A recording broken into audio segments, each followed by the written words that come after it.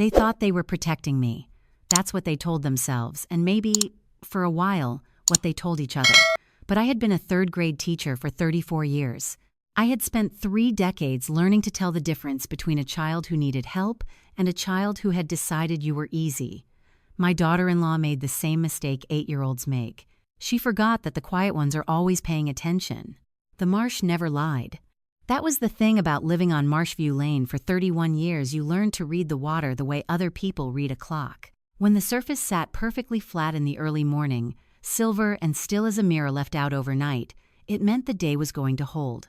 When the herons moved slow and deliberate through the shallows, picking each step like they had all the time in the world, it meant whatever was coming could wait. Dorothy Calloway sat in the low-backed wooden chair on her back porch, both hands wrapped around a ceramic mug, and watched the water. She was 71 years old, retired after 34 years of teaching 3rd grade at Whitfield Elementary, and she had learned slowly, stubbornly, the way most worthwhile things are learned, that mornings belonged to her. A great blue heron stood at the edge of the shallows about 40 feet out, absolutely motionless. Dorothy had been watching it for 10 minutes. It hadn't moved so much as a feather. She understood that feeling completely. The screen door opened without a knock. She heard the familiar metallic catch of the latch, and then footsteps crossing the kitchen floor. 2 sets. The heavier tread was her son's. Thomas Calloway was 44 years old, broad through the shoulders like his father had been, and he walked like a man carrying more than he wanted anyone to notice. The lighter steps behind his belonged to his wife. Renee Calloway was 41, and she moved through spaces with a particular awareness of every room she entered, every object in it, every person watching.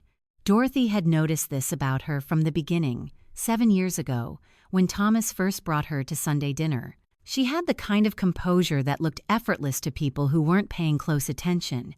Dorothy had spent 34 years paying close attention. "Mom." Thomas stopped in the doorway, one hand on the frame.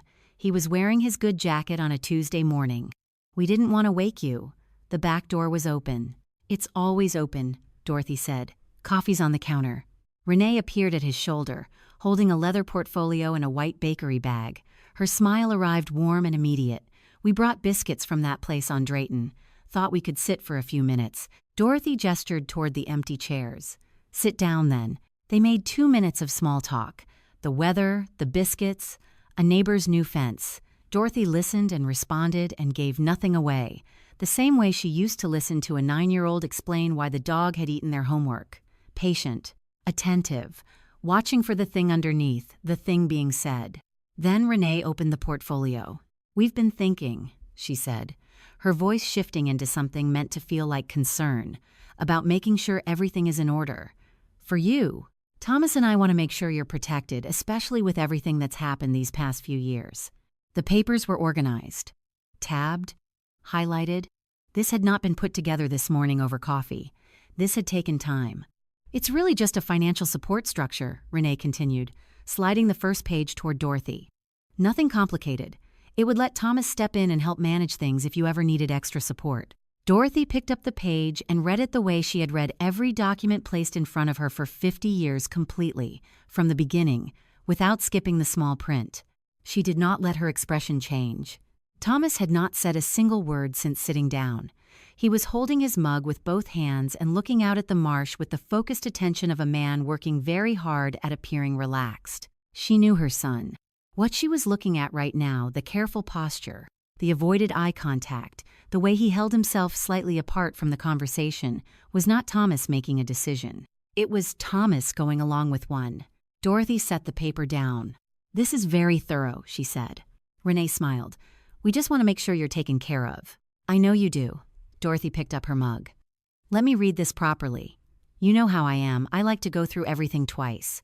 They stayed another 15 minutes before standing to leave. Renee tucked the portfolio back under her arm with the ease of someone entirely unconcerned, and Thomas hugged Dorothy at the door with the slightly too long grip of someone who was. She watched their car turn at the end of the lane and disappear. Then she sat back down and looked at the mug in her hands. The coffee was cold. The heron was gone. That evening, Dorothy connected her hearing aids to the small phone application her audiologist had shown her a routine calibration check, run once a week, to confirm the devices were picking up environmental sound correctly. She had started the calibration that morning before stepping outside. She pressed play. The first sounds were ambient, the refrigerator's hum, the screen door's creak, her own footsteps toward the porch. And then, just beneath it all, two voices in her kitchen, before the door had fully closed behind her. She listened for 47 seconds before setting the phone face down on the table. Outside, the marsh had gone dark, the water invisible beneath the evening sky, holding whatever it held. Renee's voice was clear, unhurried, certain. She won't even know what she's signing. The words stayed with her through the night. She didn't sleep. She sat at the kitchen table with the phone face down in front of her and the marsh invisible beyond the dark window, and she let the voice on that recording settle into the part of her that knew how to be still under pressure. 34 years of teaching had given her the ability to hear something that changed everything and not let it show on her face until she was ready. She had learned that particular skill, though, long before any classroom. She had learned it in a hospital hallway 3 years ago on a Tuesday afternoon in October. The corridors at Savannah Memorial ran long and identical, lit by overhead panels that turned everything the same, flat shade of pale. Dorothy had walked that hallway so many times over the preceding 6 weeks that she knew exactly which section hummed louder than the others, which corner had the cart that was always parked slightly too far from the wall. She knew the hallway the way you come to know any place where you spend time waiting for news you're not ready to receive. Robert Calloway, her husband of 44 years, a civil engineer who had spent his career building bridges and his private life being one, was in room 214. He had been a quiet man.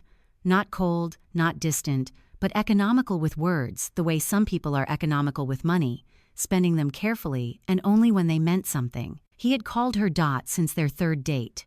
He had made coffee every morning without being asked for 44 years. He had never once gone to bed without checking that the doors were locked, even in the last weeks when getting up from the chair had become its own negotiation. The doctors had been honest from the beginning, which Dorothy had appreciated even when she hadn't wanted to hear it. Pancreatic, advanced. They had bought some time, but time, in the end, is what it is. She was sitting beside his bed on that Tuesday afternoon when he reached over and took her hand. His grip was lighter than it used to be. Everything was lighter than it used to be. Don't let them make you small, Dot. His voice was low, unhurried, the same voice that had read the paper aloud to her on Sunday mornings for 4 decades. You were never small. She had started to say something she couldn't remember now exactly what, but he had closed his eyes, and she had understood that he wasn't asking for a response. He was leaving her something to keep. He was gone by Thursday morning, quietly, without drama, the way he had lived.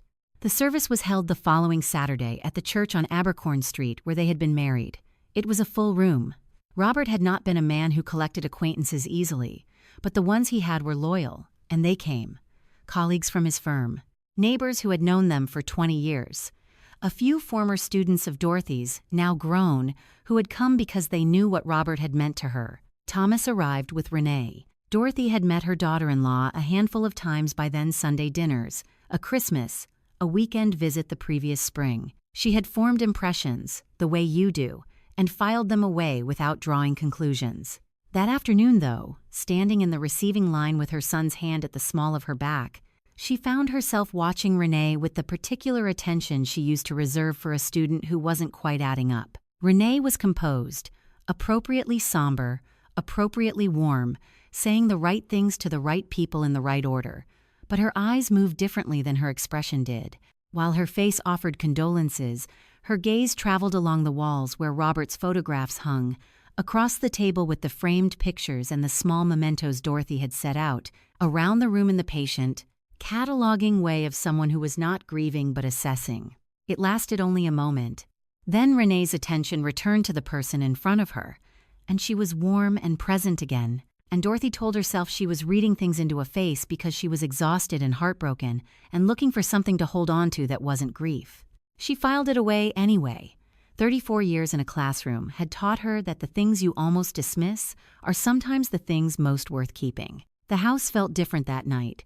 Not empty, it had never been a loud house, had never needed volume to feel full, but the particular quality of its silence had changed. For 44 years, there had been another set of sounds running underneath everything. Footsteps, the click of a lamp being switched off, the small domestic signals of another person moving through the same space. Now there was only her own. She sat at the kitchen table for a long time before she could bring herself to move.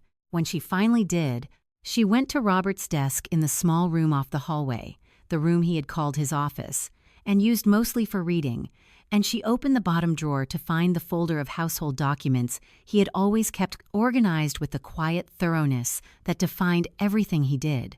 Beneath the folder, she found a single sheet of paper, folded once, in Robert's handwriting. It was a list: property, accounts, the name of their attorney, the location of important documents. Everything in order, everything labeled. The kind of list a careful man makes when he understands there may not be time left to explain things in person. At the bottom, set apart from the rest, was a single line he had underscored twice. Dot knows where everything is. Make sure it stays that way.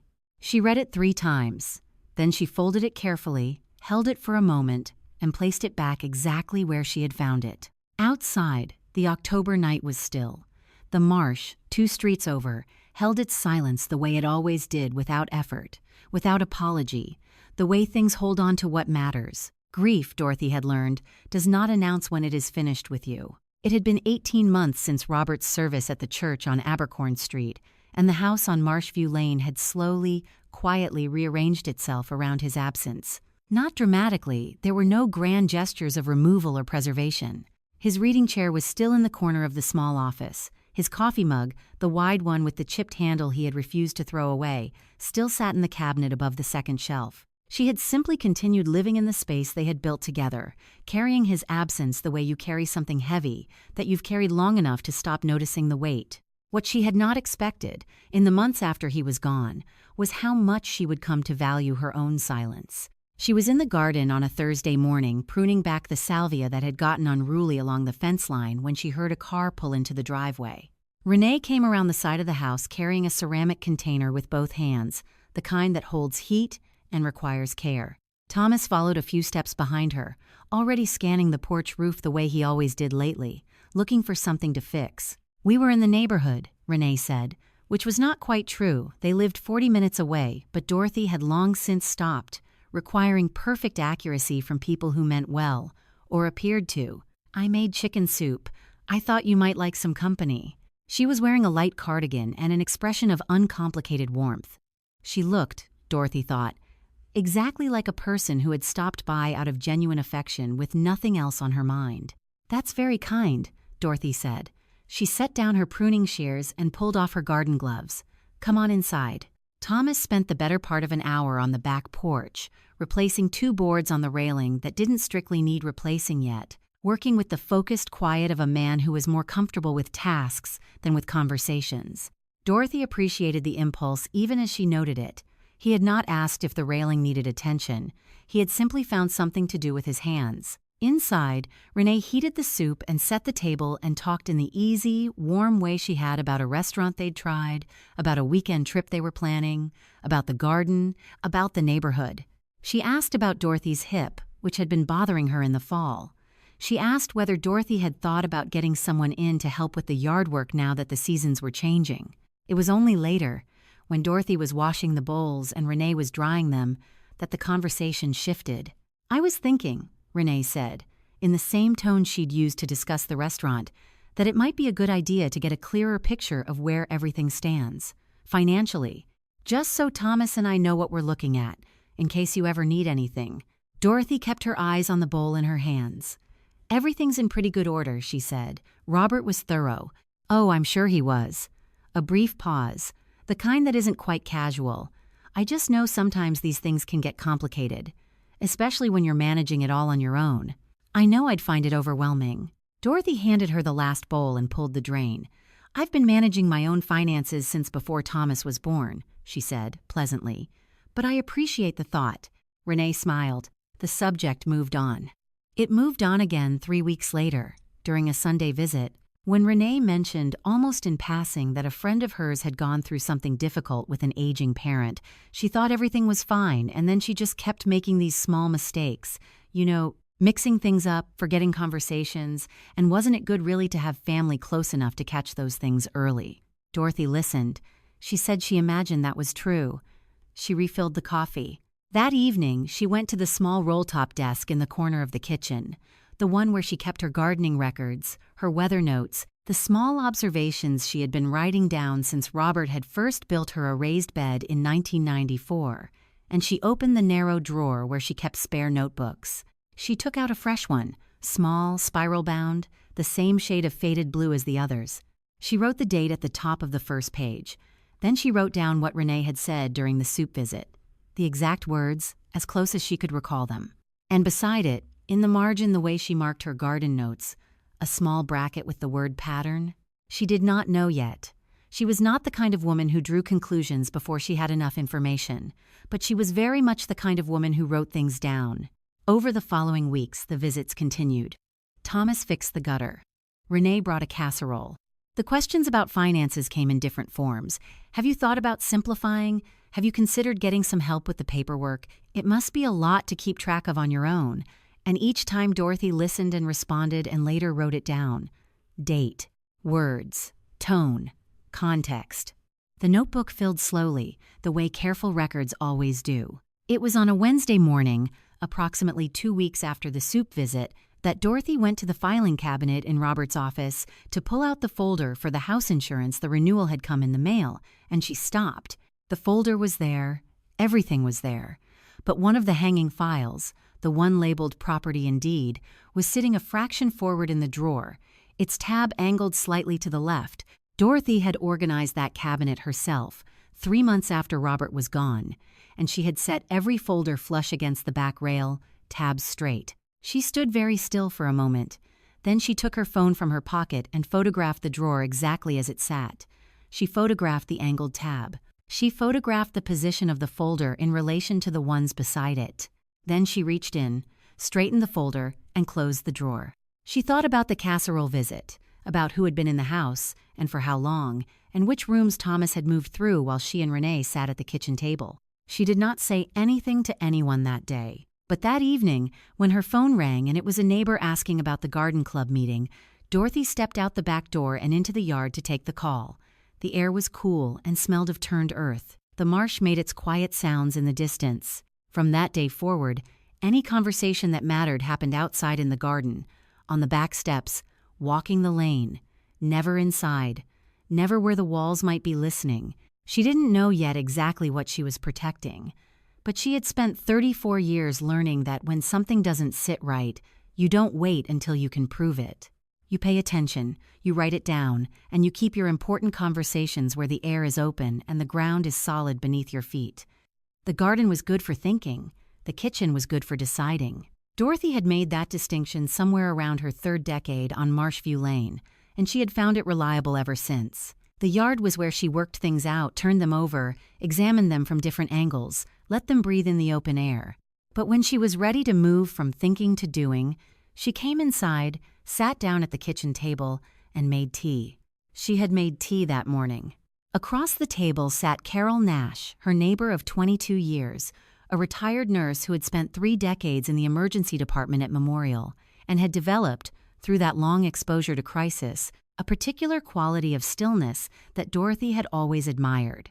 Carol was 68 years old, plain-spoken in the way of people who have seen enough of the world to find social performance exhausting, and she had been Dorothy's closest friend since the year they had both served on the school's parent committee and discovered, over bad coffee in the gymnasium, that they had nearly identical opinions about nearly everything that mattered. She was looking at the small blue notebook now, open to the first page, reading with the focused attention she'd once given to intake charts. She did not say anything for a while. "How long?" she asked finally. 18 months, give or take. Dorothy wrapped both hands around her mug. I didn't want to say anything until I had enough written down that it wasn't just a feeling. Carol turned a page, read, turned another. "It's not just a feeling," she said. That was Carol. No cushioning, no qualifiers. It was one of the things Dorothy valued most about her. They went through the notebook together, entry by entry. Dorothy had organized it the way she organized her garden records chronologically, with marginal notes marking anything that repeated or connected to something else. Carol asked questions as they went, the precise, unglamorous questions of someone trained to distinguish between what a patient reported and what was actually happening. Was Thomas present for this one? Did she bring up finances before or after you mentioned being tired? How long after the filing cabinet incident did the next visit occur? Dorothy answered each one. She had the dates, she had the exact words, as close as memory allowed. She had the context. By the time they reached the final entry, the tea had gone cold and the morning light had shifted across the kitchen floor by a good 2 feet. The timing is too consistent, Dorothy said. Every time she raises the financial questions, I've either just come back from somewhere, or I'm dealing with something else, or it's late in the day. Never when I'm rested and focused and sitting right here at this table. Carol closed the notebook and set it down with the careful deliberateness of someone who understood what she was handling. That's not carelessness on her part, she said. That's selection. The word landed cleanly, the way Carol's words usually did. I know, Dorothy said. Have you talked to anyone else? Thomas? No. Dorothy picked up her mug, found it cold, set it back down.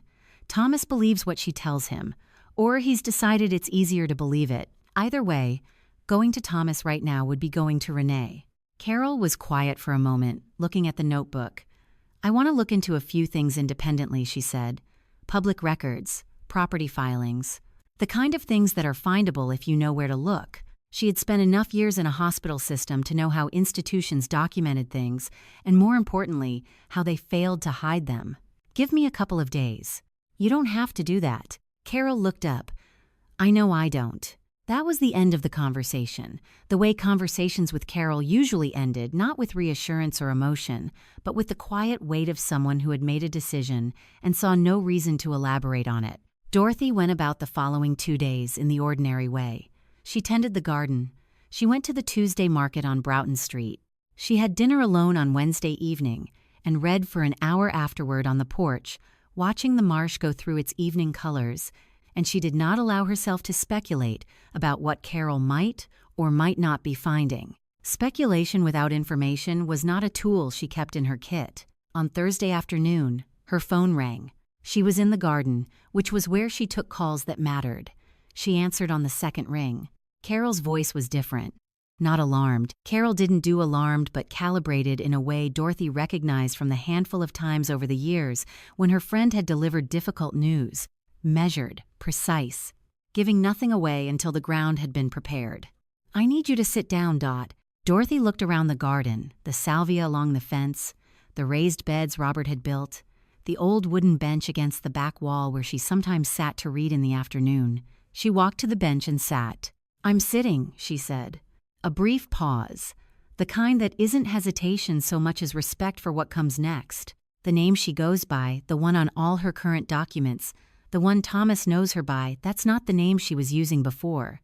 Another pause, shorter. I found property records, court filings, an address in Alabama. Dorothy kept her eyes on the raised bed in front of her, on the dark soil and the neat rows she had planted in September. Her name, Carol said, before she became who she is now, was different. And the last place that name showed up was in Mobile, Alabama. The garden was very still. A cardinal landed on the fence post, regarded Dorothy for a moment, and flew off again. Renee Hartwell. That's not the name she used in Mobile, Alabama. Dorothy sat with that for a long moment, her hand steady on the phone, the bench solid beneath her, the ground exactly where it had always been.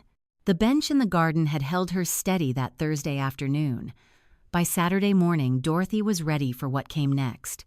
Carol arrived at 9 o'clock with a canvas tote bag that was heavier than it looked, a thermos of coffee she set on the counter without asking, and the particular expression she wore when she had found something she hadn't entirely wanted to find.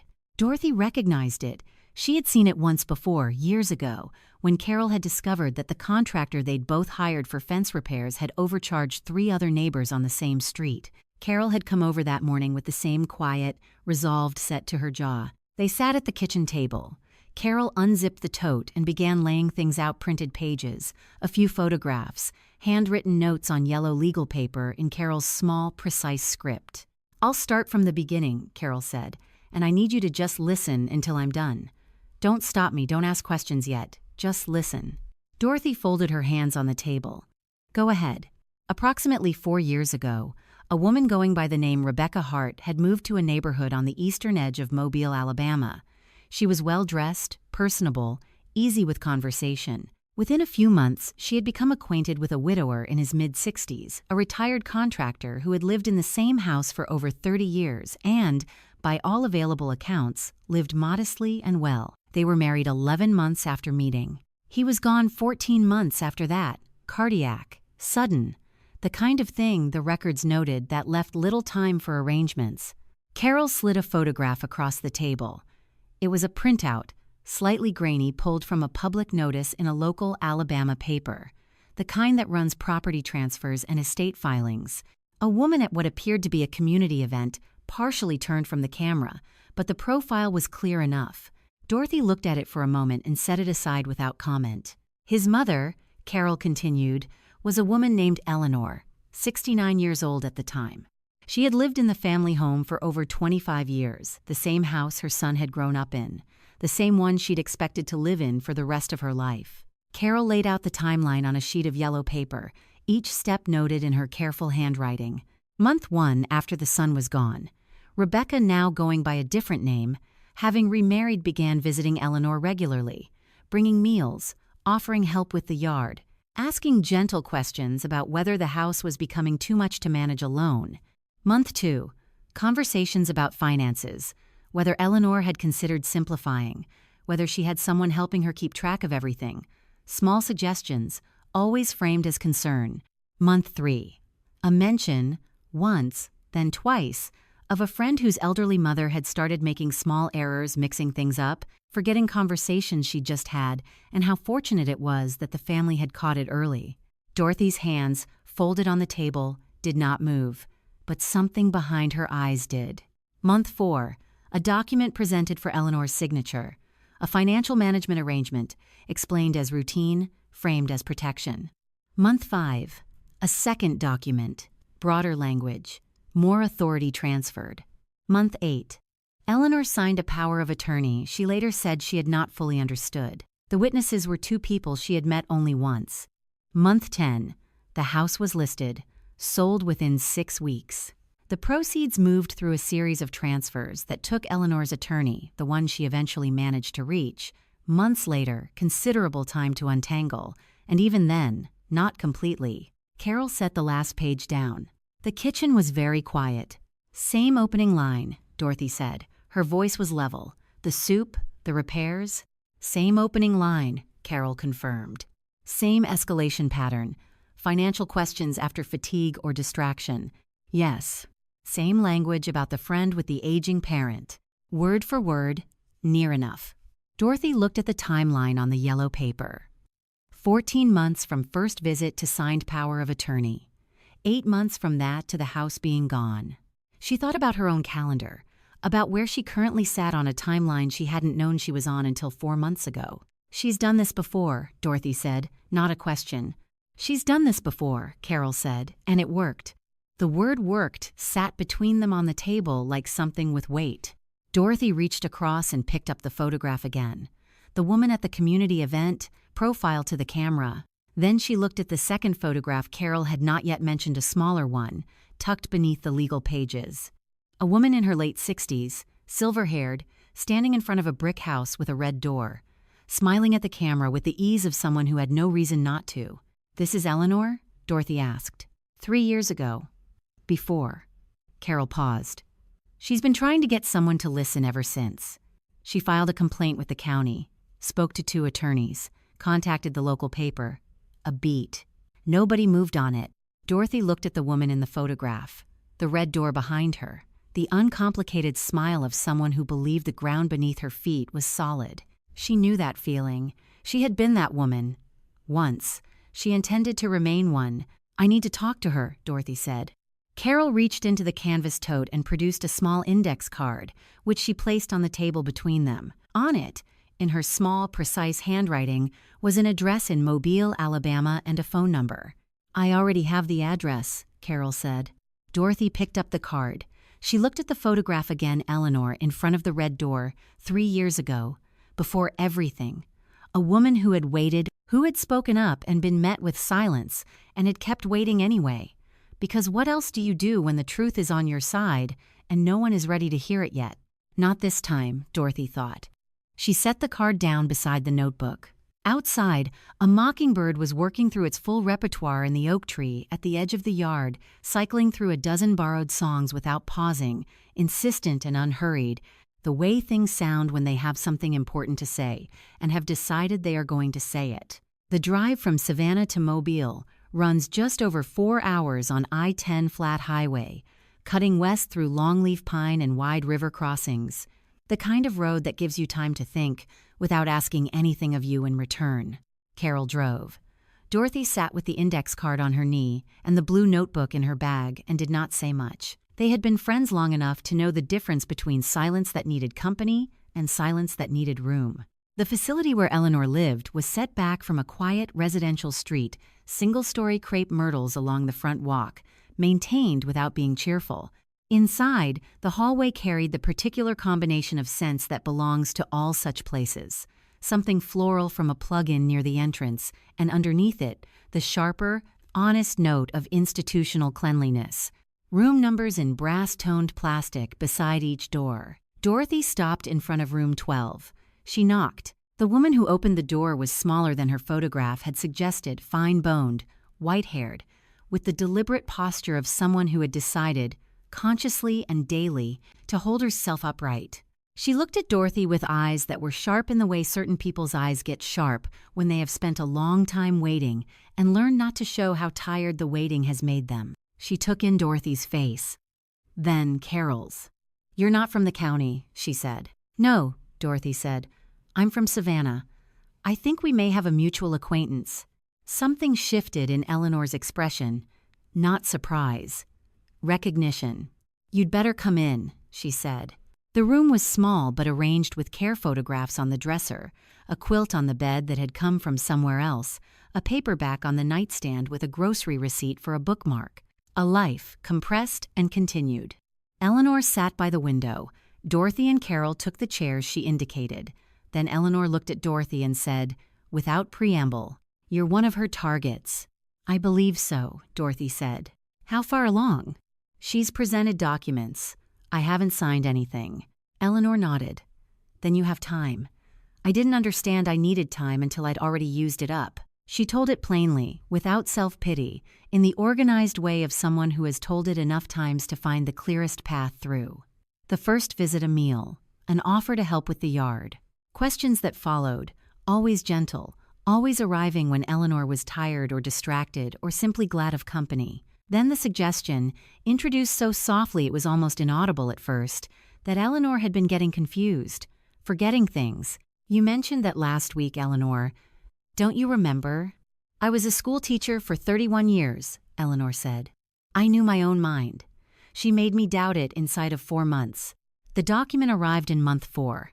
A financial management arrangement, explained warmly as Renee stood beside her, while she read the explanation moving faster than the reading, the 2 witnesses, people Eleanor had met only once. By the time she understood what she had signed, the second document was already being prepared. The house was listed 10 months after the first visit, gone within 6 weeks of that. "I tried to stop it," Eleanor said. "I filed what I could file. I spoke to anyone who would listen. A pause neither bitter nor resigned. Simply honest. No one moved fast enough." The afternoon light came through the window at a low angle, falling across the quilt on the bed. Eleanor's hands rested quietly in her lap. "I don't tell you this to frighten you," she said. She looked at Dorothy directly, the way people look when they need to be certain the words are landing. "I tell you because you came here. That means you're already paying attention. And the only thing that beats someone who plans carefully is someone who pays attention and doesn't stop." She reached over and took Dorothy's hand. Her grip was steady. "Don't let her do to you what she did to me," she said. "Use whatever you have, every bit of it." Dorothy held her hand and looked at the quilt, the photographs, the paperback with the grocery receipt. She thought about the red door in the photograph from 3 years ago, about the blue notebook in her bag. "Thank you," she said, "for seeing us." Eleanor released her hand. "Thank you for coming." They were an hour outside of Mobile when Carol's phone buzzed on the console. She glanced at the screen. "Georgia number. I don't recognize it." "Put it on speaker," Dorothy said.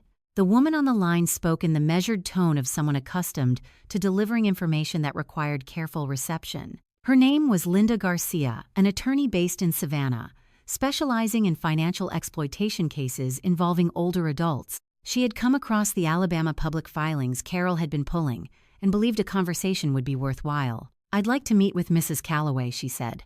"Early next week, if possible." Carol looked at Dorothy. Dorothy looked at the highway, stretching flat and straight toward the Georgia line. "Tell her Tuesday morning," Dorothy said, 9 o'clock. Tuesday came the way important mornings tend to quietly, without announcement, the light through the kitchen window the same as any other day. Dorothy had been up since 5:30. She made coffee, watered the 2 plants on the sill above the sink, and sat at the table for 20 minutes with nothing in front of her. Not the blue notebook, not the index card, just the coffee and the early light and the particular quality of readiness that comes when you have done all the preparing you can do and the only thing left is to show up. She was at Linda Garcia's office on Whitaker Street by 8:55. The office was on the second floor of a narrow building between a bookshop and an insurance agency, the kind of Savannah address that had been many things over 100 years and had settled, for now, into quiet professional use. The waiting area was small and unhurried. A ceiling fan turned slowly overhead. Linda Garcia met her at the door herself. She was somewhere in her early 50s, with the kind of stillness that is not coldness but competence, the bearing of someone who has spent decades in rooms where precision matters more than volume. Her handshake was firm. She thanked Dorothy for coming and showed her to a chair across a wide desk with a clear surface and a single manila folder at the center. Carol had offered to come. Dorothy had said she'd go alone this time. Some things you receive better when there is no one watching you receive them. Linda sat, opened the folder, and without preamble began. "Your husband retained this office 14 years ago," she said. "He was thorough in the way that people are thorough when they have thought carefully about what they're leaving behind." She paused. 11 months before he passed, he came in and made 2 amendments. I'm going to walk you through both of them. The first amendment concerned the estate itself. Dorothy already understood the broad structure, the house, the accounts, the small investment portfolio Robert had tended carefully over 40 years. What she had not known, because Robert had seen no reason to burden her with the details while he was still living, was the specific language he had used. The estate passed to Dorothy entirely and unconditionally, all of it, for as long as she lived. There was no provision, no clause, no mechanism by which any portion could pass to Thomas while Dorothy was alive and had not chosen to transfer it herself. Linda let that sit for a moment. "What this means practically," she said, "is that anyone who believed there was an inheritance to accelerate or an asset to access through influence over Thomas was working from a premise that doesn't exist." Dorothy looked at the page Linda had turned toward her. She read the relevant clause twice, the way she read everything. Then she set it down. "He knew," she said. It was not quite a question. "He was a careful man," Linda said. "He came in again 6 months later. That was when he left the second item." She reached into the folder and produced an envelope. Letter-sized, sealed, the paper slightly yellowed at the edges from time in a drawer. On the front, in Robert's handwriting, the same small, deliberate print he had used for grocery lists and engineering notes and birthday cards for 44 years, was a single word, "Dot."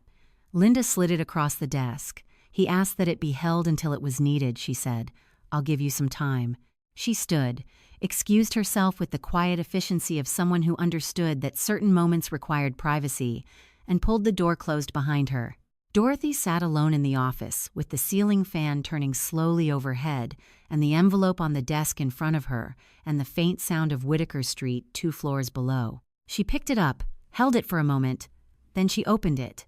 She read the letter at Linda's desk and read it again at her own kitchen table 2 hours later, sitting in the chair closest to the window where the afternoon light came in strongest. It was 1 page. Robert had never been a man who needed more than 1 page. He wrote that he had noticed things, not dramatically, not all at once, but over time, the way an engineer notices when a structure is not behaving the way it should. Small things at first, then a pattern.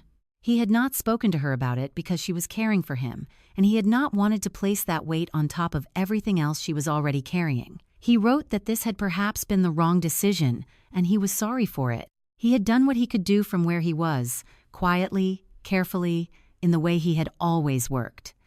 The rest, he wrote, he was leaving in better hands than his own. "You spent 34 years knowing when a child needed help before they asked. You knew it from the way they held their pencil, from the way they sat, from the things they didn't say. Trust that same instinct now, Dot. It has never been wrong. Dorothy read those 2 sentences 3 times. Then she folded the letter along its original crease, slid it back into the envelope, and placed it in the narrow drawer of the kitchen table, the one that locked with the small brass key she kept on her regular ring, the one she had never needed to use for anything until now. She turned the key, felt the small click of the mechanism catching. Outside, the afternoon had gone soft and golden, the way Savannah afternoons do in the middle months. The light coming through the live oaks at a long angle, the marsh somewhere beyond the rooflines holding its usual patient silence. She made a fresh cup of coffee and sat back down. The phone rang. She looked at the screen. Renee's name. She let it ring once more, not from hesitation, but from habit. The same pause she had always taken before answering something that required her full attention. Then she picked up. Dorothy. Renee's voice was warm, measured, carrying that particular note of careful friendliness that had stopped fooling Dorothy some months ago. Thomas and I have been talking. We think it's time to have a proper conversation about the future. Dorothy looked at the locked drawer. Of course, she said. Let's find a time. 2 months is enough time to prepare, if you use it correctly. Dorothy had used it correctly. She had met with Linda twice more in the intervening weeks, once to go over the specific language she was likely to encounter, and once to understand exactly what her rights were and what she was and was not obligated to sign. She had read 3 documents Linda had given her, made notes in the margins in pencil, and asked questions until she was satisfied. She was not a lawyer, but she had spent 34 years teaching children to read carefully and question what they didn't understand, and she applied the same standard to herself. By the time Renee called on a Thursday evening to suggest Saturday at 2 o'clock, Dorothy was ready. She made sweet tea that morning, set the table, put out glasses. When the knock came at the front door they knocked this time, she noticed she went to answer it with the same unhurried step she used for everything. Renee came in first, the leather portfolio under her arm, dressed with her usual careful intention. Thomas followed, hands in his jacket pockets, eyes moving to the middle distance the moment they crossed the threshold. Dorothy showed them to the dining room table and offered the tea, which Renee accepted and Thomas declined, and then they sat Renee and Thomas on one side, Dorothy on the other, the way negotiations are arranged when both parties understand that is what they are. 4 minutes of small talk. The weather, a highway construction project on the way over, a vague mention of plans for the coming holidays. Dorothy listened and responded and waited. Then Renee set the portfolio on the table and opened it. "We've put together something a little more formal this time," she said, sliding a document across to Dorothy. Her voice carried the warm, reasonable tone of someone presenting a solution to a problem everyone in the room has already agreed exists. It's really just a structure to make things easier. For everyone. The document was 4 pages. Dorothy picked it up and began to read. She read the way she always read from the beginning, every word, at her own pace. Renee offered a few guiding remarks as she read, the kind of commentary designed to move the eye along faster than the mind was going. But Dorothy did not adjust her pace. She turned the first page, then the second. By the 3rd page, she had identified 6 things. The first was a clause granting Thomas and Renee joint authority over all financial accounts, described as a cooperative management arrangement. The second was a provision allowing either of them to execute transactions on Dorothy's behalf without requiring her separate approval for each one, provided the transaction fell within a range defined so broadly as to include nearly everything. The third was a real estate clause. The language was subordinate and easy to miss, tucked into a paragraph about estate continuity planning that would allow the property to be listed with a single co-signature. The fourth was a clause establishing that Dorothy's endorsement of the document constituted acknowledgement of her need for ongoing support in complex financial matters. The fifth established Thomas and Renee jointly as her designated representatives in any dealings with financial institutions. The sixth, on the final page, was a sunset clause so loosely worded that it imposed no meaningful limit on the arrangement's duration. Dorothy set the document down on the table.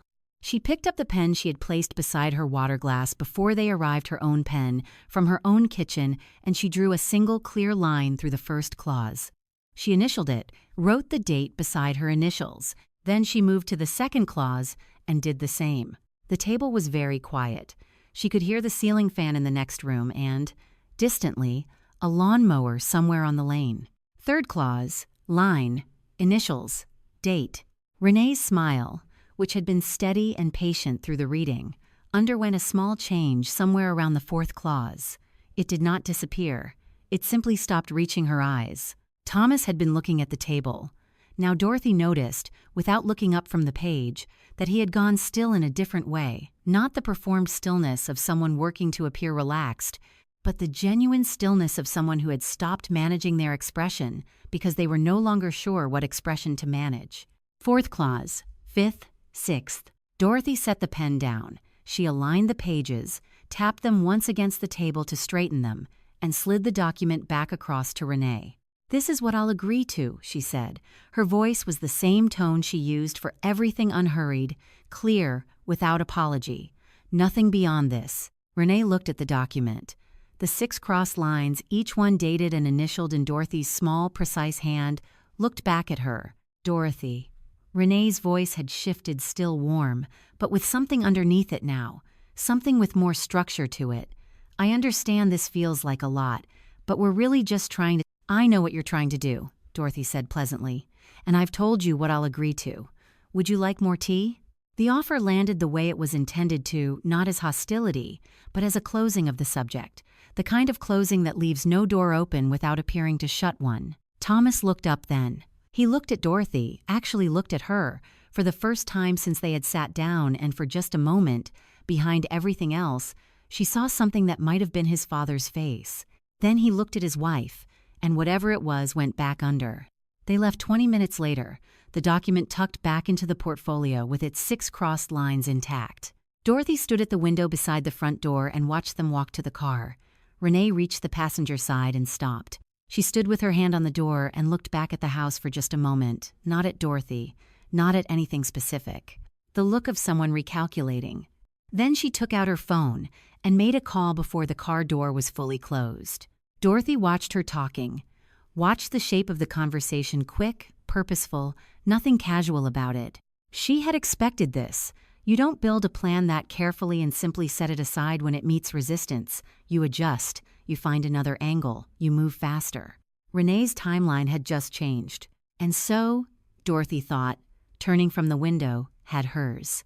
6 months is a long time to watch someone work.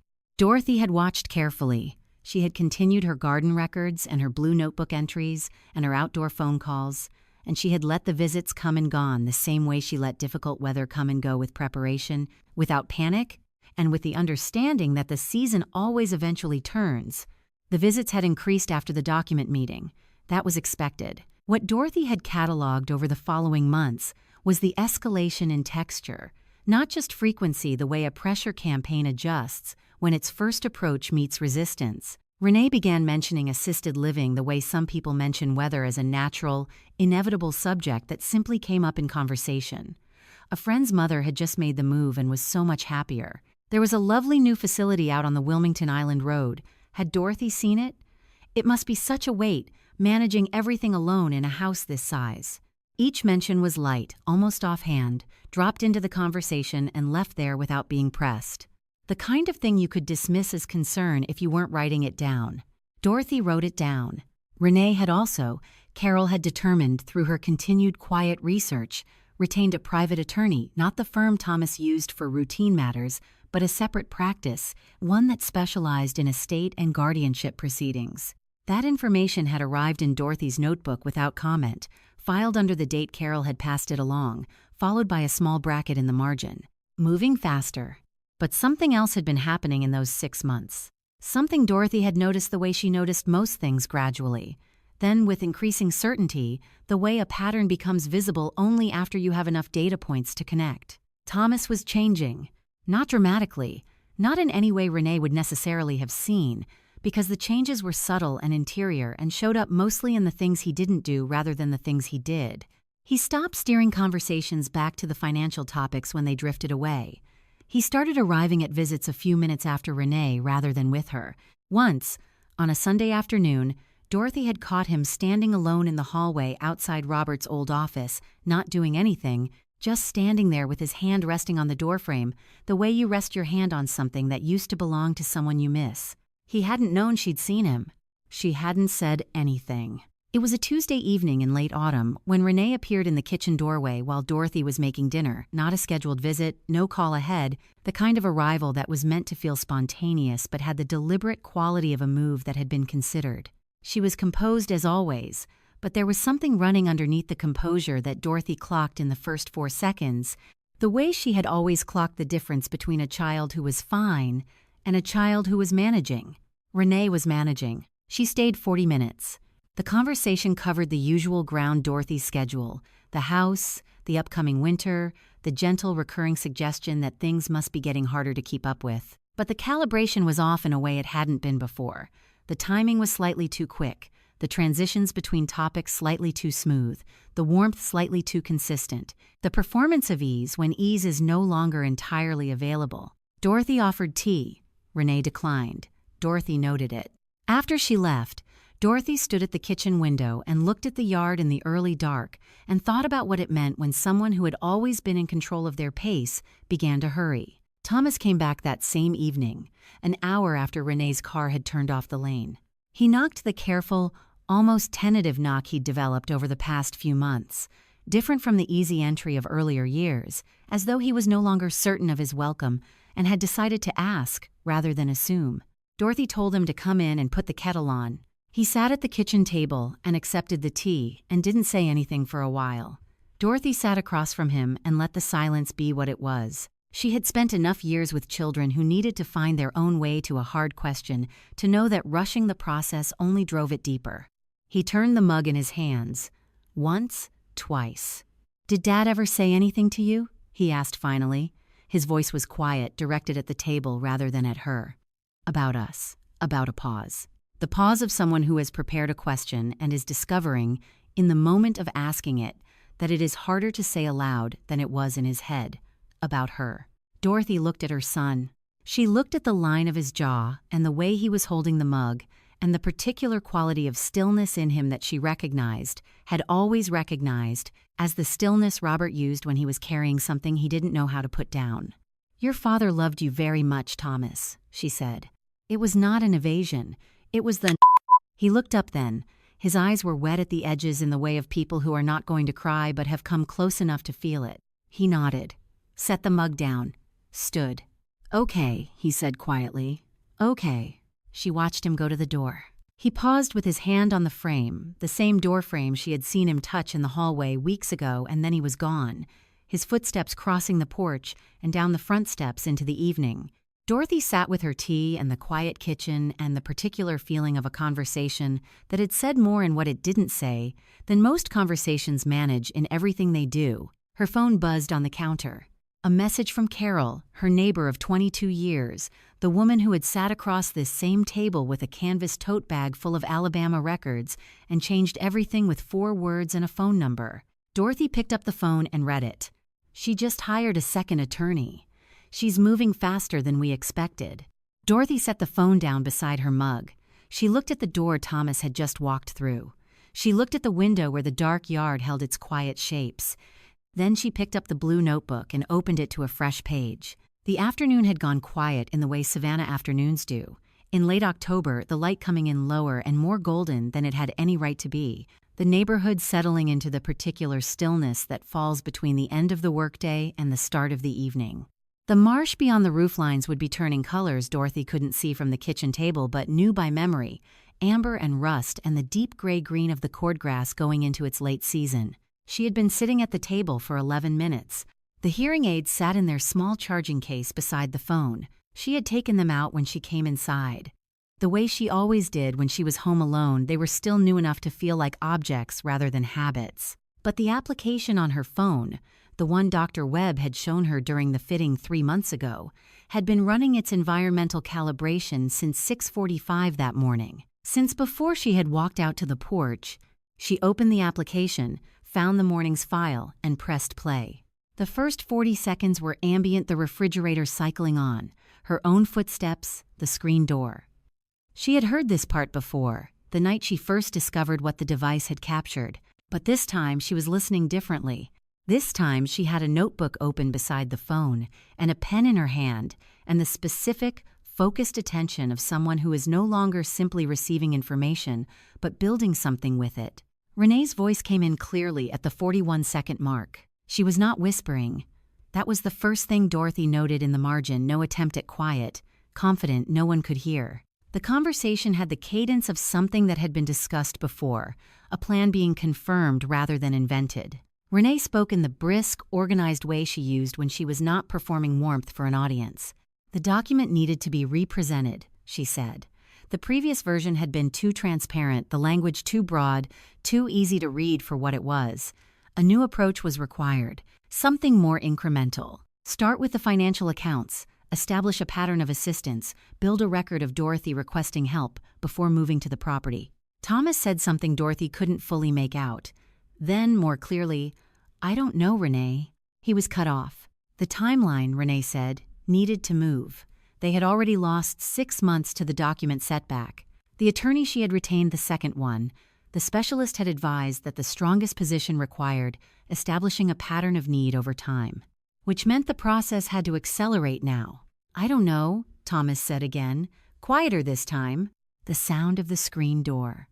Then Dorothy's own footsteps on the porch, and the conversation in the kitchen dropped below the threshold the application could capture cleanly. She pressed pause. She sat for a moment with the pen resting against the notebook page, looking at what she had written, the timestamp at the top, the margin note about Renee's confidence, the phrase incremental approach with a bracket beside it, Thomas's words, written out twice, with a question mark after the second one. Then she continued. She replayed the relevant section 3 times, each time catching something. She had missed a specific word, a pause, the precise moment Thomas had tried to speak and been redirected. She noted the attorney reference, the mention of the timeline, the phrase pattern of need. She noted the absence of Thomas's voice for the last 40 seconds of the recoverable audio, and what that absence might mean, and what it might not. When she had written everything the recording had to give her, she closed the application and opened her contacts. Carol picked up on the second ring. "I need you to come by tomorrow morning," Dorothy said, "and bring everything you have." A brief pause, the kind Carol used not for hesitation, but for calibration. "How much of everything?" "All of it," Dorothy said. "It's time." She heard Carol set something down on a hard surface. 8 o'clock? 8 o'clock. She ended the call and set the phone on the table beside the notebook. Then she opened the notebook to the next clean page, not the one she had been writing on, a fresh one, and she began. She wrote the date at the top, then the time the recording had started.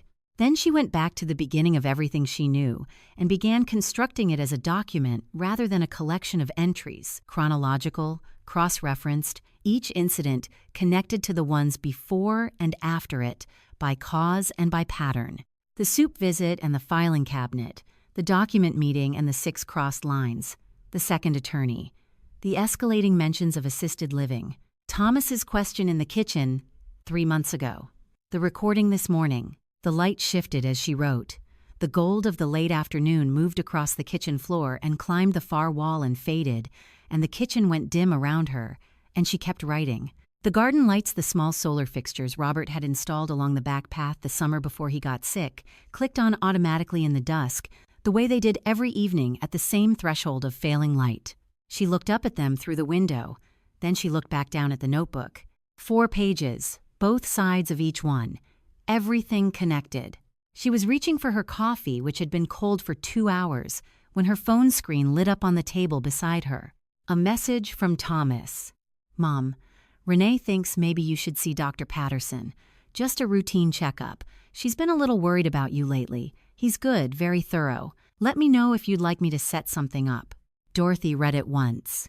Then she set the phone face down on the table, the way she had set it down the night she first heard the recording, and she looked at the garden lights burning steadily in the dark beyond the window. Dr. Patterson. A routine checkup. Very thorough. She had taught school for 34 years. She had sat across from parents who were constructing narratives about their children, sometimes protective, sometimes self-serving, and she had learned to hear the architecture of a story being built in real time. The careful word choices, the preemptive framing, the way you establish a concern before the concern exists, so that when you need to point to it later, the pointing appears reasonable. This was not concern.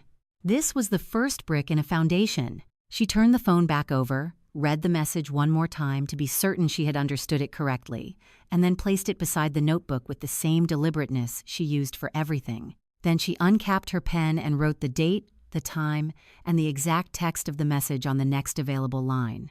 2 days after writing the last entry in the blue notebook, Dorothy cleared the dining room table for the first time since Robert had used it to spread out project drawings, something he had done every few months, rolling out large sheets of drafting paper and weighing the corners with whatever was nearby, a coffee mug, a dictionary, his reading glasses case. She had always liked watching him work that way. The whole picture visible at once, nothing folded away, nothing out of reach. Carol arrived at 8 o'clock with the canvas tote and a thermos, and the expression she wore when she had thought carefully about something and was ready to say it plainly. They spent the first hour laying everything out. The blue notebook went at the top left, 18 months of entries, every date and word and marginal bracket. Beside it, the photographs Dorothy had taken of the disturbed filing cabinet, printed now and arranged in sequence. The 4-page document with its 6 cross lines, initialed and dated. The Alabama records Carol had pulled property transfers, court filings, the timeline written out on yellow legal paper. The photograph of Eleanor in front of the red door. The printed summary of the second attorney Renee had retained. The recording file, pulled up on Dorothy's phone and connected to the small speaker Carol had thought to bring. And at the far right of the table, in its original envelope, the letter from Robert. Carol stood back and looked at the full spread of it. "It's enough," she said. Dorothy poured the coffee. Enough for what exactly? Enough to take to Linda. Enough to establish a pattern. Enough to challenge anything Renee tries to file. Carol picked up the yellow timeline and set it back down. "You have a recording dot. You have a documented history. You have Eleanor. You have Robert's will. You have the altered documents." She looked up. "This is a complete picture." "I know it is," Dorothy said. She sat down in the chair at the head of the table, the chair that had always been hers, the one that faced the window and looked at everything laid out in front of her, all of it visible at once, nothing folded away. But complete for us isn't the same as complete for Thomas. Carol sat down across from her. "What do you mean?" "I mean that if we move now, if Linda files, if this becomes official, if it lands in front of Thomas through a process rather than through him, he'll receive it as something being done to his family." Dorothy turned her coffee mug slowly on the table. "He's already asking questions. He's already at the edge of something. If we pull him across that line, instead of letting him step over it himself, he won't fully be on the other side. He'll spend the rest of his life wondering if he chose it." Carol was quiet for a moment. She had the look she got when she disagreed with something, but was giving it the full consideration it deserved before saying so. "She's accelerating," Carol said finally. "The second attorney. The message about the doctor. She's not going to give you the time you're waiting for." "I know." Dorothy looked out the window at the yard in the gray morning light. "I'm not waiting for time. I'm waiting for her to push far enough that Thomas can't look away anymore. Those are different things." Carol turned her coffee mug in her own hands, a mirrored habit Dorothy had never mentioned to her. "And if she moves before that happens, then Linda is already briefed and we move the same day." Dorothy looked back at the table at the full spread of 18 months of careful, patient work. "But I don't think she'll be patient enough to wait. I think she'll push. And when she does, Thomas will be standing close enough to see it clearly." Carol looked at the table for a long moment. Then she gave the small, single nod she used when she had decided to trust someone else's judgment on something she wasn't entirely certain about. They worked for another 3 hours organizing, cross-referencing, preparing a clean copy of the chronology for Linda, flagging the recording timestamps. The coffee went cold, and neither of them refilled it. Outside, the gray morning became a gray afternoon, the marsh lying flat and still in the low November light. By evening, everything on the table was in order. Dorothy stood up, gathered the materials into 2 neat stacks, and placed them in the locked drawer of Robert's filing cabinet, the one whose contents she had photographed and rearranged 14 months ago. Then she turned off the dining room light. She stood at the back window in the dark kitchen, looking out at the yard. The garden lights Robert had installed glowed steadily along the back path. The marsh beyond the fence was invisible, present only in its sounds, the small movements of water and wind that had been the background of her nights for 31 years. "Come on, Renee," she thought, looking out at the dark. "Show me everything you've got." The phone rang at 11 o'clock. She looked at the screen, let it ring once more, the same pause she always took. Then she answered, "Dorothy." Renee's voice was smooth and even, the warmth stripped out of it in a way that made it, paradoxically, more honest than it had ever sounded. "I think we've both been very patient, but we both know how this ends. The only question is how difficult you want to make it." Dorothy stood at the window with the dark marsh beyond the glass and the garden lights steady in the yard. "Good night, Renee," she said. She ended the call, set the phone on the counter, went down the hallway to her bedroom, the room she had shared with Robert for 31 years on Marshview Lane, and she got into bed in the dark. For the first time in longer than she could precisely remember, she fell asleep before she had finished her next thought. 5 nights of good sleep had reminded Dorothy what it felt like to wake up without the weight of something unresolved pressing down before she had even opened her eyes. She was cutting back the late salvia along the fence line Thursday morning when she heard a car stop on Marshview Lane. Not pulling into the driveway, just stopping. Then footsteps on the front path, and a pause and a knock. Not the casual entry of recent months. A knock. She pulled off her garden gloves and went around the side of the house. Thomas stood on the front porch with his hands at his sides.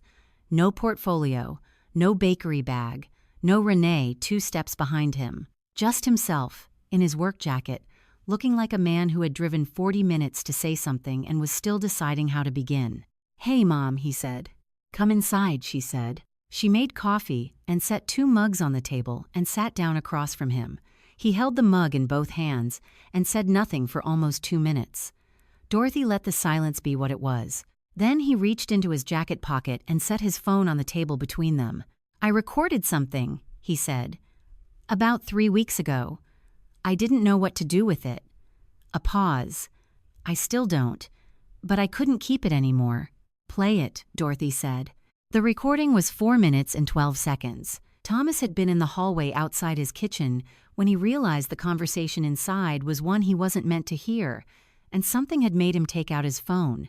Renee's voice came through clearly, the same stripped-down register Dorothy had heard on the phone 11 nights ago. She was speaking with her private attorney, working through details they had already agreed on and direction. The attorney asked about the basis for the filing.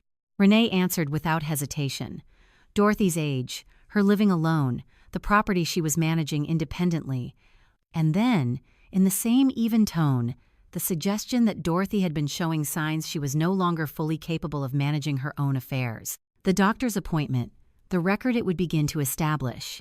"We just need a few months of documentation," Renee said. "Then the filing stands on its own." Thomas stopped the recording. Dorothy looked at her son. He was staring at the table with the expression of someone who had been hoping, at some level, that it would sound different the second time. "How long have you known something was wrong?" she asked. "A while," he said. "I told myself I was misreading it, that she was just trying to help." He turned the phone face down. "I think I wanted to believe that." "I know," Dorothy said. She went to the kitchen drawer, the narrow one with the small brass key, and took out the envelope she had placed there beneath her own, and carried it back to the table. Same cream stationery. Slightly yellowed at the edges, Robert's small deliberate print on the front. "Thomas." She set it in front of him, "From your father. He asked that it be held until the right time." He looked at the envelope for a moment, then he broke the seal and read. Dorothy looked out the window at the winter garden while he did the raised beds Robert had built, empty now, waiting for spring. She did not watch him read. Some things you receive better without an audience. She heard the letter come to rest on the table, then a long silence. Robert had written about a Saturday afternoon when Thomas was 10 years old, the 2 of them replacing fence posts along the back of the yard. Robert had set one post slightly crooked and moved on. Thomas had gone back quietly and straightened it, no comment, no performance, just fixed what was wrong because it was wrong. Robert had pretended not to notice, but he had noticed. "You always knew right from wrong, son, even at 10, with a fence post. I never told you I saw that. I should have. Is this the man you want to be?" Thomas had the letter folded in both hands, face pressed down against it. After a while, he lifted his head. His eyes were red at the edges. He set the letter flat on the table with the deliberate movement of someone making a decision. "I need to call Linda Garcia," he said. Dorothy looked at her son at the set of his jaw, the stillness that had come into him, the resolve that had no performance in it. And for the first time in longer than she could measure, she saw Robert looking back at her, not as a resemblance, as the thing Robert had always said was in there, the thing that had straightened a fence post at 10 years old and never made a noise about it. She placed her hand over his for one moment. Then she stood and refilled the coffee. 3 weeks is enough time to build a case, if the case has already been building itself for 18 months. Linda Garcia had made that observation on the Tuesday evening after Thomas's visit, sitting at Dorothy's dining room table with the full spread of materials in front of her, the blue notebook, the photographs, the crossed document, the Alabama records, the 2 recordings, and going through each item with the focused, unhurried attention of someone who had spent 20 years in rooms where precision was the only currency that mattered. "We don't go in with everything at once," she had said. "We go in with layers. Each one answers whatever they bring." Dorothy had understood that immediately. It was how she had always taught. The Chatham County Courthouse on Montgomery Street had the particular quality of old Georgia civic architecture: high ceilings, marble floors, the kind of building that communicates, without saying a word, that what happens inside it is meant to last. Dorothy arrived at 8:40 with Linda and Carol and found the courtroom already open, the morning light coming through the tall windows at a low angle and lying across the wooden benches in long, pale strips. Renee was already there. She sat at the table to the left with the attorney she had retained, a trim man in a dark suit who arranged his papers with the efficient movements of someone who had done this many times and expected to do it many more. Renee was composed in the way she was always composed, her posture correct, her expression arranged into something that read as patient and reasonable to anyone who hadn't spent 18 months studying the gap between her face and her intentions. Thomas came in 2 minutes after Dorothy and sat down beside her without speaking. She did not look at him. She did not need to. The judge, a woman in her 60s with reading glasses pushed up on her head and the manner of someone who had heard a great many things and was not easily impressed by any of them, took her seat at 9 o'clock and called, "The matter." Renee's attorney went first. He presented the petition in the organized, confident manner of someone who had filed similar petitions before and expected similar results. Dorothy's age, her living alone in a property of significant size, her management of complex financial assets without assistance, the recommendation of a physician's evaluation, the family's concern for her well-being. Dorothy sat with her hands folded on the table and let it come. Then Linda stood up. She began with Dr. Marcus Webb, Dorothy's audiologist, a careful and methodical man who had fitted the hearing aids 3 months prior and who now confirmed, in the precise language of someone accustomed to technical testimony, the make and model of the device, its environmental recording function, its timestamp accuracy, and the authenticity of the file that had captured a conversation in Dorothy's kitchen on a morning in late October. The recording played in the courtroom. Renee's attorney objected twice. Both objections were addressed and overruled. Linda moved to the blue notebook. 18 months of dated entries, cross-referenced, establishing a documented pattern of behavior. She walked through the timeline methodically: the first visit, the financial questions, the suggestions about memory, the filing cabinet, the 4-page document with its 6 crossed lines. Each entry had a date. Each date had a corresponding entry in the pattern. Renee's attorney challenged the notebook as subjective documentation. Linda produced the photographs time-stamped, unedited, of the disturbed filing cabinet. She produced the document itself, with Dorothy's dated initials beside each crossed line. Then Carol opened the side door. Eleanor Hartwell came in a wheelchair, dressed in a navy cardigan, her white hair neatly arranged, her posture as deliberately upright as it had been in the doorway of room 12 in Mobile. She moved through the courtroom with the quiet dignity of someone who had been waiting a long time for a room like this one and had decided, somewhere along the way, that she would arrive at it with her head up. She testified for 31 minutes. She spoke about Mobile, about the first visit, the soup, the offers of help, about the questions that came when she was tired, about the phrase, the specific phrase, used more than once suggesting that she had been forgetting things, mixing up conversations, about the document in month 4 and the 2 witnesses she had met only once, about the house that had been listed and gone within 6 weeks of the signing. She did not look at Renee while she spoke. She looked at the judge. When Eleanor had finished, Linda turned to the matter of Robert's will. She had saved it for this moment deliberately, not as an opening argument, but as a foundation revealed after everything else had been built on top of it. The full terms of the document Robert Calloway had prepared 14 years ago and amended 11 months before he was gone. The estate held entirely by Dorothy for the duration of her life. No mechanism for early transfer. No provision by which Thomas held any claim to any asset while his mother was living and had not chosen to act otherwise. The petition before this court, Linda said, is premised on the belief that there is an estate to be accessed. The will of the deceased establishes unambiguously that no such access exists. The foundation on which this petition was built does not exist in law. The judge looked at Renee's attorney. "Do you have anything further?" He shuffled his papers once. Then he set them down flat. "No, Your Honor." The judge did not take long. She denied the petition. She noted, in language that was measured and permanent, and would now live in the record of Chatham County indefinitely, that the evidence presented raised concerns of a serious nature that warranted referral to the appropriate offices for further review. She removed her reading glasses from her head, folded them, and closed the file. The room began to move chairs, pushing back, papers gathered, the low sounds of proceedings concluding. Dorothy sat still for a moment and let it settle around her the way she let most things settle without rushing toward it or away from it. When she stood, Renee was already on her feet. For the first time since the morning on the porch with the leather portfolio and the warm smile and the biscuits from Drayton Street, Renee looked directly at Dorothy. Not at the room, not at the papers, not at the performance of the moment. At Dorothy. "This isn't over," she said. Her voice was even, almost quiet. Dorothy held her gaze for exactly as long as it took to be certain the words had landed correctly. "I know," she said, "but now it's on the record." The courtroom door closed behind her with the soft, definitive sound of things that have concluded.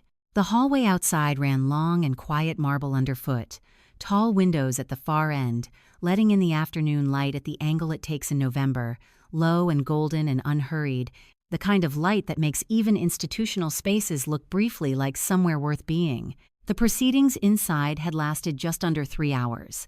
Out here, the courthouse was going about its ordinary business footsteps, distant voices, a door somewhere closing, the building's own indifferent rhythm continuing the way it always did, regardless of what any particular room had just decided. Carol was standing near the windows with her coat over her arm and the canvas tote at her feet, and she looked at Dorothy the way she had looked at her across the kitchen table 14 months ago, without drama, without performance, with the particular quality of attention that meant she was taking in everything and filing it carefully. She didn't say anything. Dorothy didn't either. They stood together for a moment in the afternoon light and let the morning finish settling. Eleanor was brought out 10 minutes later, her assistant, a young woman from the Mobile facility who had made the drive up with her maneuvering the wheelchair through the courtroom doorway with practiced ease. Eleanor had the look of someone who had spent considerable energy on something important and was now in the particular stillness that follows that kind of effort. Not depleted, resolved. She looked up when she saw Dorothy and indicated, with a small movement of her hand, the wooden bench along the wall opposite the windows. They sat Dorothy on the bench, Eleanor alongside in the wheelchair, Carol a few feet away, giving them the room that the moment required without being asked. The assistant stepped back. The hallway moved around them at its own pace, indifferent and ordinary, the way public spaces are indifferent to the private weight of the people passing through them. For a while neither of them said anything. It was Eleanor who spoke first. "I waited 3 years for someone to believe me," she said. Her voice was quiet, without bitterness, the statement of someone who had long since made peace with the waiting and was simply naming it accurately. "You took 3 months." Dorothy looked at the light moving across the marble floor. "You left a trail," she said. "I just knew how to follow it." Eleanor was quiet for a moment. "I didn't know I was leaving a trail. I was just trying to survive it." "That's usually how trails get made," Dorothy said. Eleanor looked at her, then a long, direct look of the kind that bypasses everything social and lands somewhere more essential. Dorothy met it without looking away. "Did it go the way you needed it to?" Eleanor asked. Dorothy thought about the judge's words, about Thomas sitting on her side of the room, about Linda laying the will down last, like a foundation exposed after everything built on false ground had been cleared away. "Yes," she said, "I think it did." Eleanor nodded once, the slow, complete nod of someone who understands what that cost.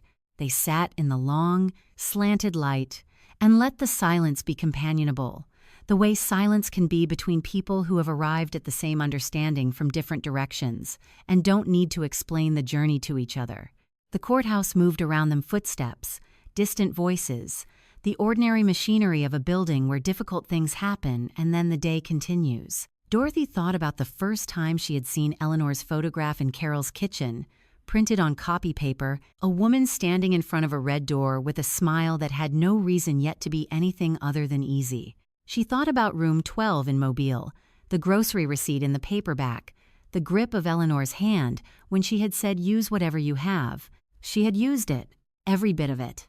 After a while, Eleanor spoke again, without looking up from her hands in her lap. "I used to think, if I just paid attention sooner," she stopped. Considered. "But you can't always see it coming. Sometimes you see it clearly only after it's already happened to you. That's not a failure of intelligence. A pause. That's just how it works." "Yes," Dorothy said. "That's how it works."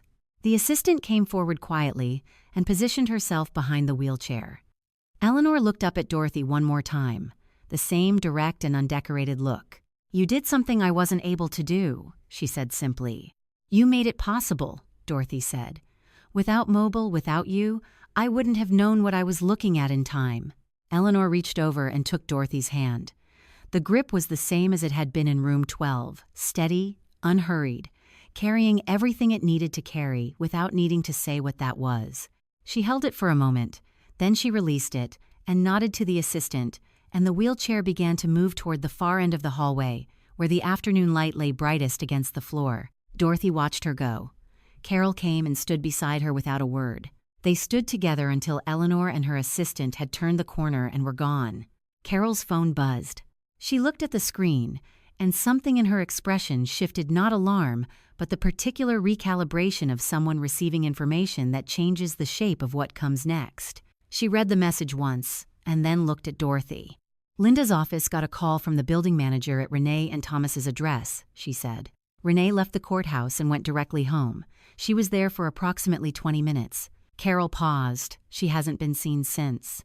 "The building manager says her car is gone." Dorothy said nothing. Carol's phone rang before either of them could speak again.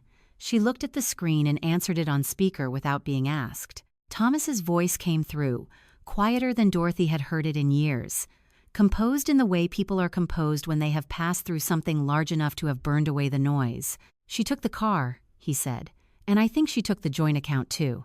I'm at the bank now." A brief pause, the kind that isn't hesitation but accounting.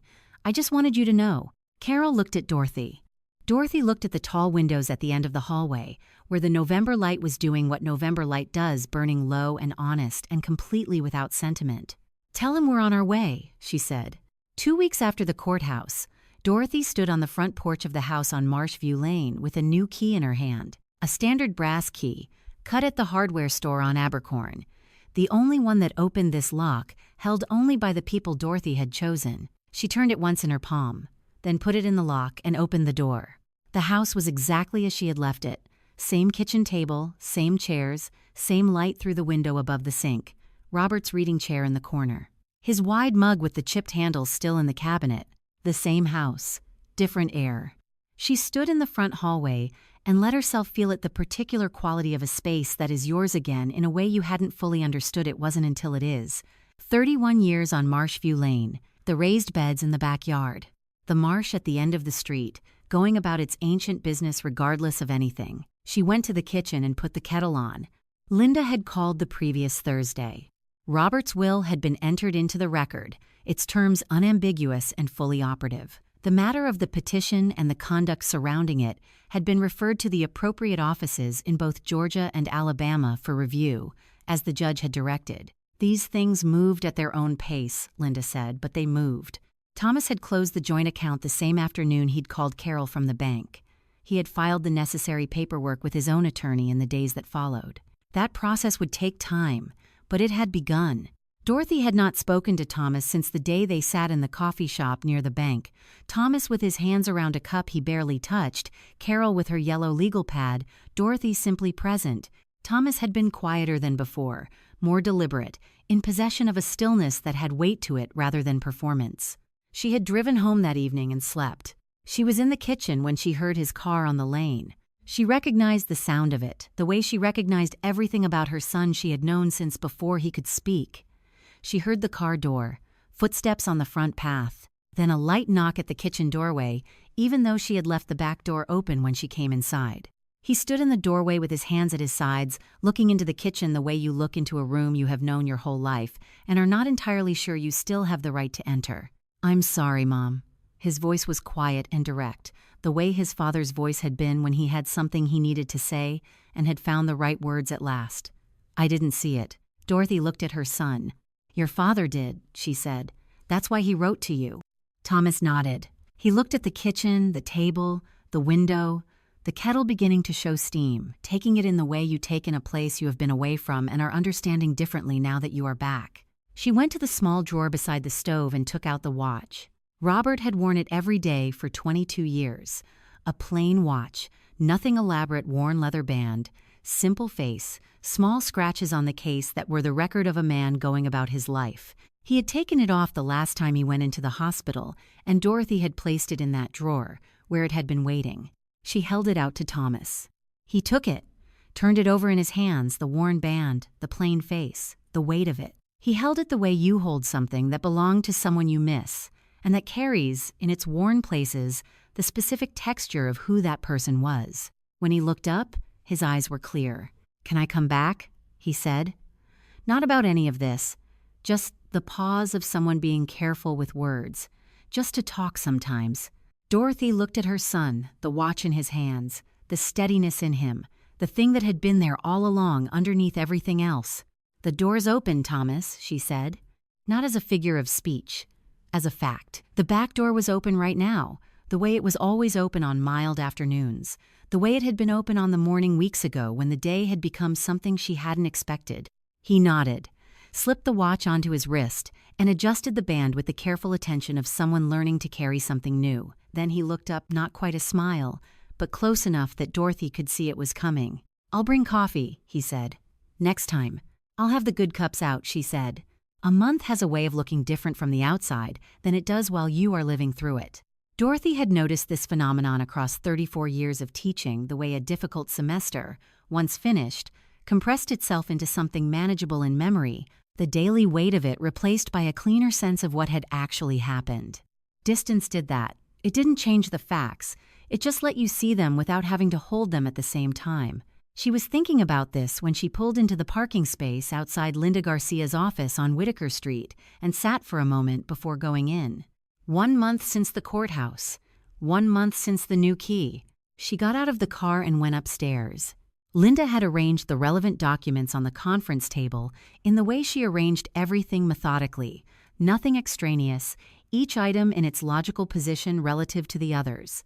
The morning light came through the tall window behind her desk and lay across the table in a wide, clean band. Dorothy sat down, accepted the coffee Linda's assistant brought without being asked, and looked at the spread of papers in front of her. She had seen most of these documents before, in various stages of their becoming: the will, the petition that had been filed and denied, the referral orders to the appropriate offices in Georgia and Alabama, the correspondence from Thomas's attorney, the formal summary Linda had prepared of the 18-month chronology, reduced now to 12 clean pages with the blue notebook entries cited as source documentation throughout. But she had not seen them all together like this, in their final form, after everything had concluded. Linda walked her through each item. The will was entered, operative and uncontested. The estate remained exactly as Robert had arranged it, Dorothy's, entirely and without condition, for as long as she lived. The matter of the petition had been referred as directed, and the offices in both Georgia and Alabama were conducting their respective reviews.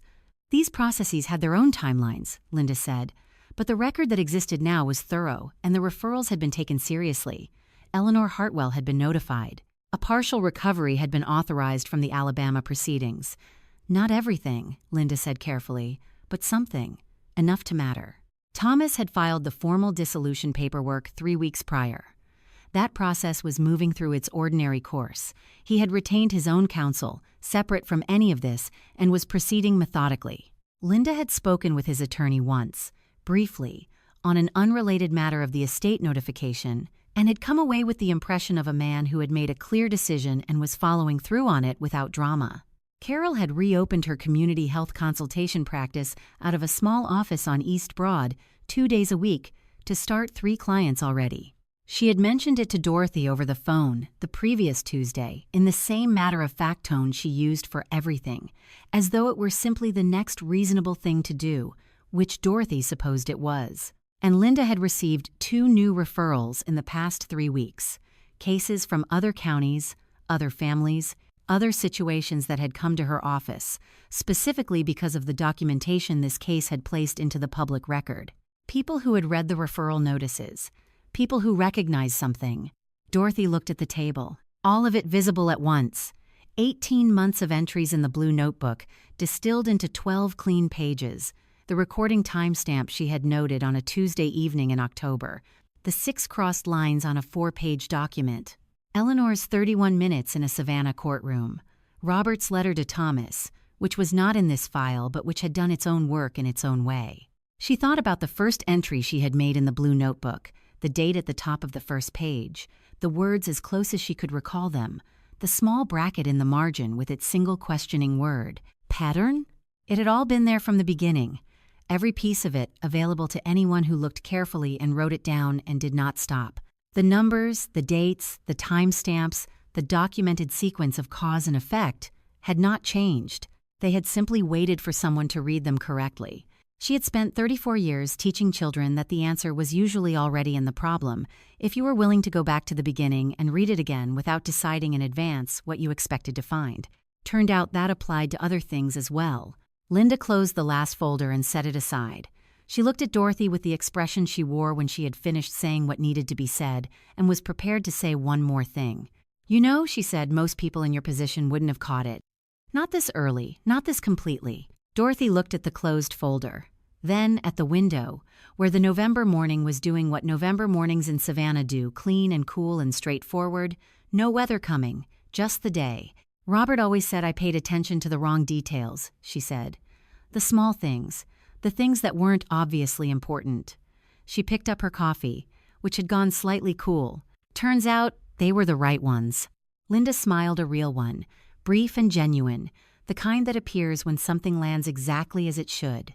They finished the coffee and shook hands at the door, and Dorothy walked down the stairs and out onto Whitaker Street into the clean November air.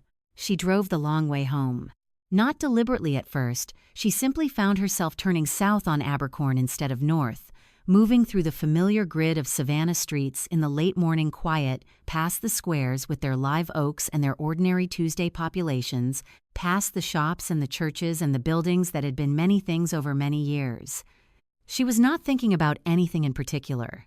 That, she realized, was itself something worth noticing. She turned onto the street where Whitfield Elementary sat, the school where she had taught 3rd grade for 34 years, where she had spent 34 Augusts arranging the desks and 34 Junes watching children walk out the door taller than they had arrived. The building was the same as it had always been, the live oak in the front yard that had been there longer than any of them. The painted hopscotch grid on the front walk, freshened every year in the same colors. A few children were out at recess, moving through the yard with the specific, joyful purposelessness of children at recess everywhere and always. Dorothy pulled to the curb and stopped the car. She sat and watched them for a moment, the noise of it reaching her faintly through the window glass, that particular sound that had been the background of the best years of her life. And she smiled. Not because of the courthouse, not because of the will, or the blue notebook, or the recording, or any of it, not for any reason she could have named if someone had asked her. Just because it was a Tuesday in November, and the children were outside, and the oak tree was exactly where it had always been, and some things, it turned out, were simply still true. March in Savannah arrives the way good things tend to arrive, without announcement, without drama. Simply present one morning when you step outside and the air has changed. The marsh was doing what it always did in the early hours, lying flat and silver in the low light, the cordgrass beginning to show its first green of the season, the water holding the sky's reflection with the patient indifference of something that has been here long enough to have stopped being impressed by weather or seasons or the particular concerns of the people who live alongside it. Dorothy sat in the low-backed wooden chair on the back porch, both hands around her ceramic mug, and watched a great blue heron pick its way through the shallows 40 feet out. She was not thinking about the courthouse. She was not thinking about the petition, or the blue notebook, or the recording, or the 6 crossed lines on a 4-page document that had started a chain of events she was still, in certain quiet moments, working out the full dimensions of. She was not thinking about any of it. She was just sitting. That, she had come to understand, was itself something worth protecting, the ability to be present in a morning without the weight of an unresolved thing pressing in. She had not fully appreciated it before. She appreciated it now. The updates had come gradually, the way things resolve themselves when the formal part is over and life resumes at its ordinary pace. Eleanor had received word from the Alabama proceedings in January, a partial recovery, the amount modest relative to what had been taken but meaningful relative to what had seemed possible 3 years ago when no one was listening. She had called Dorothy on a Wednesday afternoon to say so. In the same plain, direct way, she said everything. Dorothy had sat at the kitchen table and listened and said she was glad, which was true, and that it was a start, which was also true. Carol's practice had grown to 4 days a week by February. She had hired a part-time assistant, a young woman just out of nursing school, and had mentioned, with the careful understatement she used when she was quietly pleased about something, that the referrals were coming faster than she had expected. Linda had closed both of the new cases that had come to her office in the wake of the referrals. She had called Dorothy once to say so, not because Dorothy needed to know, but because she thought she might want to. Dorothy had thanked her and meant it. Thomas came every Sunday.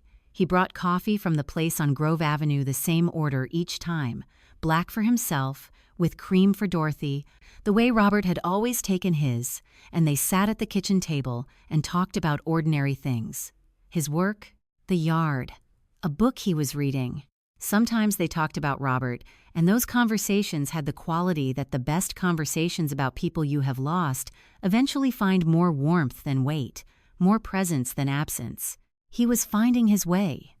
Dorothy watched it happen the way she had watched children find their way for 34 years without rushing it, without directing it, with the patient attention of someone who understood that the finding was the point. She thought about Robert's letter sometimes, sitting on the porch in the early morning. Trust that same instinct. She thought about Eleanor in room 12, the grip of her hand, the thing she had said. You took 3 months. 3 months from the recording to the courthouse. 18 months of preparation before that. The blue notebook and the garden and the outdoor phone calls and the trip to Mobile and the envelope kept in a locked drawer, all of it adding up to something that had looked, from the outside, like patience, but had been, from the inside, something more deliberate than that. It had been attention, sustained, documented, purposeful attention. She looked at the water below the yard. The marsh did not change, not really. The same water that moved through it today had been moving through it for longer than anyone on Marshview Lane had been alive. What it held, the seasons, the light, the particular quality of mornings like this one, it held without effort, without intention. It simply received what came through and kept it. She understood that now differently than she had before. The water doesn't forget. It just waits for the right moment to show you what it's been holding. What the water remembers, she thought. Everything, in the right order, without being asked. She heard the car before she saw it, the familiar engine note slowing on Marshview Lane, earlier than usual.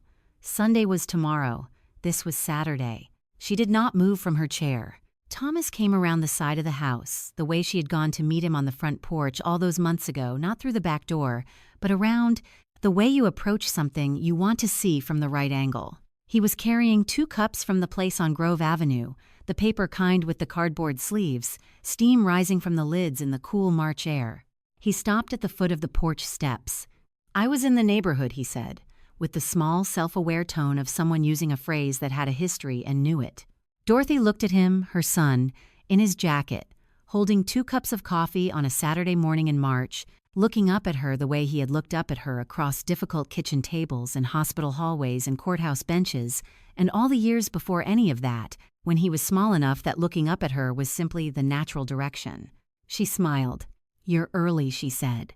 Traffic was light. She stood up, set her mug on the railing, and went inside to get another cup, not because she needed it, but because some gestures are worth making correctly. Before you go, a question worth sitting with. Dorothy had 18 months of evidence before she moved. Some people say she waited too long. Others say she waited exactly long enough until Thomas could see it for himself and choose. What do you think she should have done differently, if anything? Drop your answer in the comments and tell us where you're watching from and what time it is there. We read every one. If this story stayed with you, the next one is already waiting. Make sure you're subscribed. It begins somewhere you won't expect.